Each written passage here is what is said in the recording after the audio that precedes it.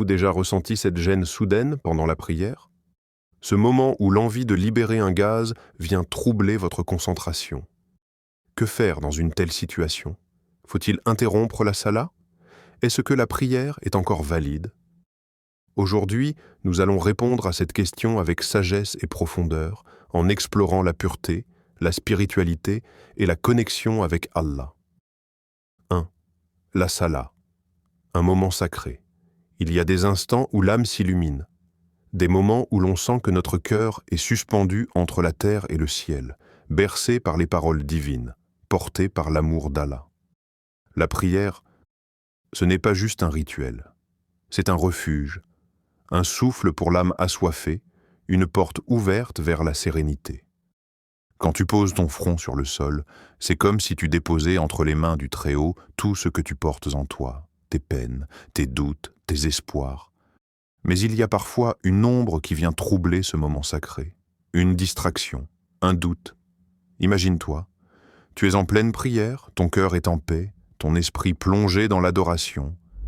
Puis soudain, un doute surgit. Ai-je toujours mes ablutions?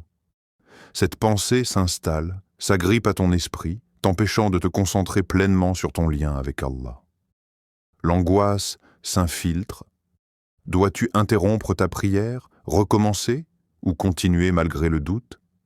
Le prophète a dit « Allah n'accepte pas la prière de l'un d'entre vous s'il est en état d'impureté jusqu'à ce qu'il fasse ses ablutions. » Hadith rapporté par Bukhari et Muslim. Mais que faire si l'incertitude t'envahit?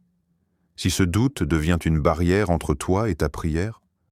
Allah, dans sa sagesse infinie, ne veut pas que ses serviteurs soient accablés par des doutes incessants. Il nous enseigne la clarté, la simplicité. Ainsi, le prophète nous a donné une règle précieuse. Si l'un d'entre vous ressent quelque chose dans son ventre et doute s'il a émis un son ou non, qu'il ne quitte pas la prière à moins d'entendre un son ou de percevoir une odeur. Hadith rapporté par Muslim. Regarde la beauté de cet enseignement. La certitude ne doit pas être ébranlée par le doute. Si tu es certain d'être en état d'ablution, un simple doute ne peut suffire à l'annuler. C'est ainsi qu'Allah nous allège, qu'il nous libère des chaînes de l'angoisse, qu'il nous guide vers une prière empreinte de quiétude.